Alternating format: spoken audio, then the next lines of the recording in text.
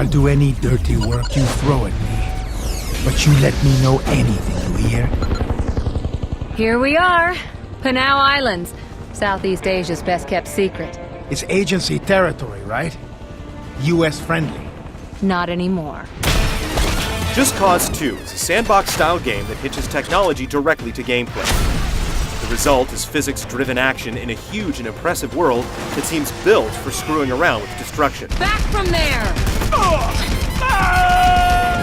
Even if the job comes with a few strings attached, being a CIA operative with unlimited license to kill, maim, and blow stuff up is still very appealing.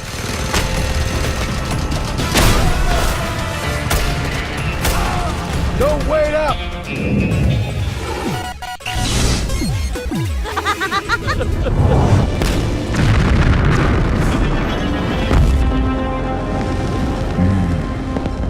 Big guns for such a small island. Rico Rodriguez is the character you control in Just Cause 2, and he's the guy in all the cutscenes, but it's tough to call him the star of the game. The game's tone is only consistent in its cheesiness, with bad writing and goofy lines. I hate ninjas. Making it hard to care about what's going on behind the scenes. The president was assassinated by the new president. It's no big loss if you skip through all the story stuff. Adios! No matter what you're trying to accomplish, Rico's modus operandi is to turn men into corpses and functional objects into smoking piles of rubble. If you create enough chaos, things will work themselves out eventually.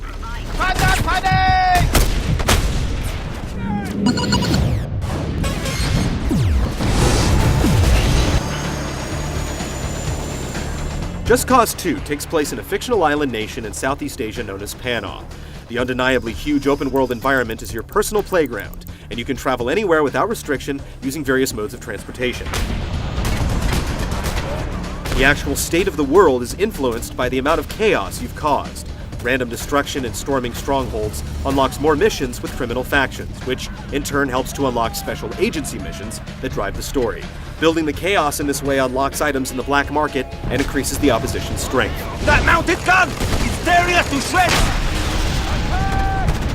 Locations are only revealed when you personally set foot in them, so while the game's story will send you to specific places, curiosity and random luck will determine how much of the game world you'll actually end up seeing. Each place has its own completion stat tied to the destruction of government property and the collection of hidden upgrades and cash stashes used to upgrade and purchase weapons and vehicles. The small amounts of bonus cash and chaos you obtain from methodically clearing a location may motivate some players, but this OCD-style behavior is entirely optional. Now, we'll have some fun.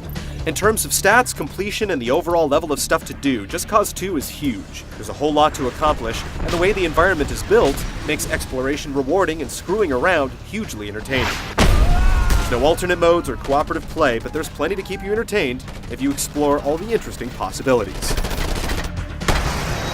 Enemy sighted! All available units advance!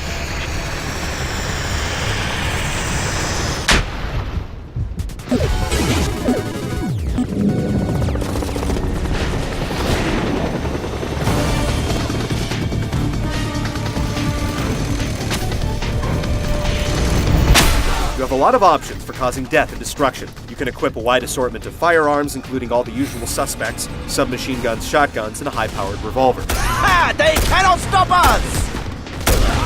But none of these weapons can match the utility and power of the grappling hook, which can help you hijack vehicles, yank annoying enemies off ledges, or attach just about anything in the world to anything else for interesting and entertaining results.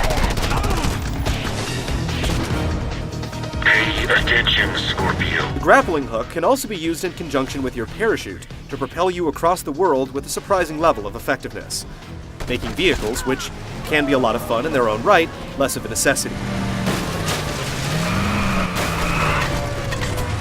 While there's a lot of crazy and entertaining stuff within the realm of possibility when you've taken some time to master the fairly complex controls, there's often a noticeable gap between what's fun and what's effective. There are all kinds of shenanigans you can pull off on your enemies by tethering things together, but it's usually easiest to just walk in and shoot everybody with your preferred weapon. The gunplay is certainly decent and benefits from generous auto-targeting, but the game loses a lot of its unique feel when it's played like a standard shooter. A relative scarcity of ammunition and grenades can create awkward breaks scavenging for a new weapon or the right type of ammo. That'll come in handy. These issues only really apply when you're trying to progress through the game's story. Missions can get very challenging as the game progresses, giving you less room to screw around if you want to succeed. And they soon start to feel more like obligations than opportunities. Just remember, they can make you do missions, but they can never take away your freedom. Mind if I borrow this? Come on, little buddy. Get some.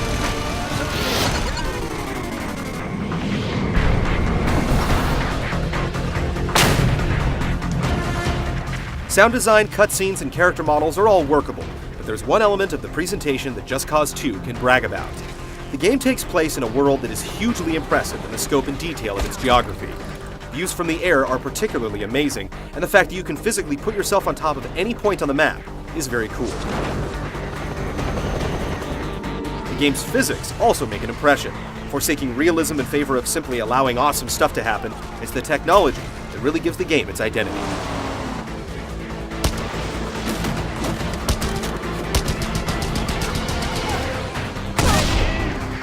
Ouch, that's gotta hurt the big man's ego.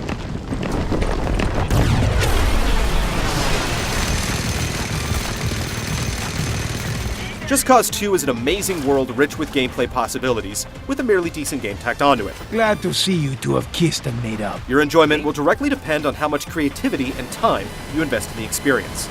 If you're interested in causing chaos and playing around with physics, the game is easy to recommend. You're able to do things here that you won't find in any other game. As long as you don't come to Panau looking for friends, dramatic revelations, or a clear sense of purpose, you won't be disappointed. Hey, unless you two are bulletproof, I suggest a quick exit.